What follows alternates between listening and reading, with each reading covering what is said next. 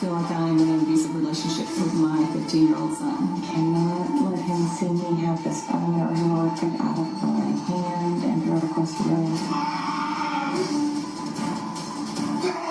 We're scared to death of him. We don't know what Rivers is capable of. It's almost as if he wants to use the most hurtful words that he can. If I cry, he'll say, "Shut up, you." Yes, but I stop crying all the time. He'll say, "Leave me alone, you slut. You dumb blonde. Quit bothering me, you bitch." I get called a bitch a million times a day. Go kill yourself. Go sit in the middle of the road and let a car run you over. My son called me a You know, never had any sexual life, did you? I went up to him and I said, "What did you say?" He said, "I called you." You think I let men? I can knock your teeth in your mouth. Don't you ever call me a dude. And he went, "I'd love to see you try." He has slammed the door in my face and caused me to have a bloody eye, and his reasoning was, "You shouldn't have your face at the door." He's pushed me onto the hood of the car. He's pushed me through his closet doors. I fell down and he was pointing at me. He said, "Don't with me. I know how to fight." He's 6'2", he's 15, he's physically bigger than me, and I've completely lost control of my son. Now, Angie and Hunter have stopped forcing Rivers to go to school. They just gave up. They're just waiting, I guess, for the courts. Okay. Now, this kind of thing happens. Can you believe it? Parents are losing their children. And children are becoming unruly. What happens? What leads to children behaving like that? Why would children behave like that? Well, let me tell you why. Whenever parents idolize their children or irrationally love them or try to give them everything they need, everything they want, when you over pamper your child with love, that's what you get. You spoil that child. Now, it doesn't always happen immediately when they are young like this. It could be later in life. But whenever you give to a child everything, whenever you over pamper, or when you send them,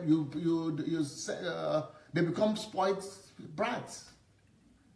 You know, and another reason for this, it might not be that they have spoiled him by giving him everything he needed. It might be that even before he was born, that mother had loved that son too much. When he was still not even conceived, she was dreaming of him, making him the purpose of his life, the meaning of their lives. Oh, that we are going to have a child, he's going to be a boy. They might not be Christians. So God is out of the equation. So instead of God, that baby, their family that they are having, or that child that they're going to have, become the centrality of their lives. And when that happens, the sword comes coming down. And now, that is the sword working. You know, the division. What they loved so much, now they are getting to a place that they are hating it so much. And even that son is hating them so much. Now, let me tell you something. Irrational love leads to hate. But that hatred, right now, this hatred that we are seeing, is actually a saving cycle. It's a saving, what do you call it? Saving, like what do you throw to the people who are drowned in the river? Saving ring, right? Saving cycle. Anyway, that's a safety line. That is a saving line right there. It's a saving, Life belt. Oh, the cycle. Yeah, it's a life belt. It's a saving cycle that God is throwing at them, because what is happening is through that hatred, those two, that mother and that father, they are not going to idolize him again. I bet you. They will, in fact, I'm sure by now they are preferring that they will die So what is happening in that process is, okay, when you, okay, I think Galia, can you come, Galia? Okay. Let me just tell you how that happens, because you might not know how that happens, right?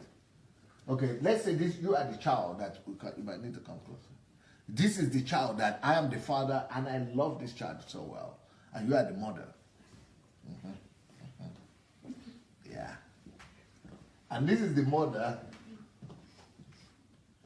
So I, your father and mother, will love this child so much. Even before she was born, we have dreamed that we are going to have a family and we are going to have a child and all that. So we begin to love her, love him. Maybe we are not even spoiling him. But he's the center of our life. And like in this case, he's the only child. And very often, a lonely child becomes the center of the parent's life, becomes the idol of the parent's life. So we are loving her so much. I'm throwing all my love on her. She is, the mother is doing the same. You know what that is doing to him? That is sucking out life from him, from that child.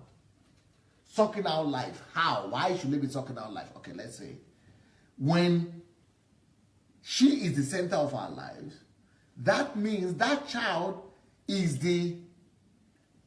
I am getting the meaning of my life from her. I am getting the meaning of my life from her. I'm drawing the meaning of my life, the raison for my life from her. She is doing the same thing. That's one. It means that she is the reason for my joy. So I am deriving and drawing, pulling joy. She is the source. I am deriving my source of joy from her. And those things are leaving her. Life is leaving her. Joy is leaving her. And all the things I'm drawing, whatever she represents for me, I'm drawing from her. So she is feeling it. That child, that son that is violent, she is feeling it that she doesn't understand it. The child doesn't understand what's going on. But she's feeling that I'm uncomfortable with being at home. I'm dying. He cannot explain it. So he's just being violent. He's just expressing that frustration anyhow. Just because the life is going out of him. He's being suffocated out of life. So he just wants to get out of it. Hey, it's because the life is living. The parents are killing the child. Now, let's say the child is an adult like this. And she's been, okay, let's say it's not a child. Let's say it's husband and wife. Can you step aside? Let's say it's husband and wife. I love you so much like that. And you are the source of my life, the energy, I draw everything from you. You also, because you are now a Christian, we have to have good family, I have to be a good husband, praise God. So you cannot get angry at me, because you are trying not to get angry at me. Because you are a good Christian, you want to be a good wife. So you don't know what is happening. So you want to control yourself. So even though I'm getting life out of you, but you are not getting violent like a kid. It is a child, a son that is going violent, because that's the only way you could express it. But you are praying, you are trying to control yourself. That way you're developing sickness. Because by that radicality of the child, when the child is fighting, he's saving himself. Yes. He's saving himself. So that love that is making me to drive life from her is stopping, because she's making me angry. The child is making me angry. So I cannot take the love again. I cannot take the life again from her. I cannot, because I don't, she's making me not to like her. That's what that child is doing. So it's a way to survive. So by being violent, calling them names, she's stopping them from deriving life from her. From him, sorry. So the same thing here, but when it comes to adults, we want to be good. So, but in some cases, you can just say that either she gets sick, or because you have exalted you above God, or she gets into, because then there's no protection. God is secondary. So the protection is gone. You are now the one on top. God is gone down here.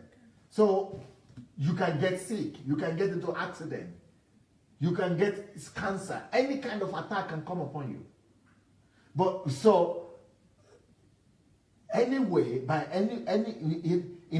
by any means, or sometimes you could go and become and just leave the house. You want to divorce. So, but we are good. We have good relationship. No problem. Oh, I will not. You know, you just want to run away because I'm taking your life. That's how it happens. That's how it happens. So, can you now understand the reason why that son is behaving like that? Sure. This is some kind of protection, some kind of saving himself. Self-preservation. Self-preservation from death, from the catastrophe. Yes, exactly. So that is a sword that is coming right there. But that way is a good thing that happened. Okay, let's think of another scenario that the child is a good child and is not violent, is not saving himself, he's not fighting for his own self, but he's just... But for him. Yeah, Yes, she's going to die in silence. He's trying to be good or To be good, he's trying to be good. To teach. To be quiet, to be quiet, submissive. Yes. But this is Then that's bad to her, that's killing her. She will die in silence. because she's not expressing herself, her emotions, her... Yeah, because she's not stopping that process of taking life from her. Thank you, girls. Thank you. I think we could see another video right now.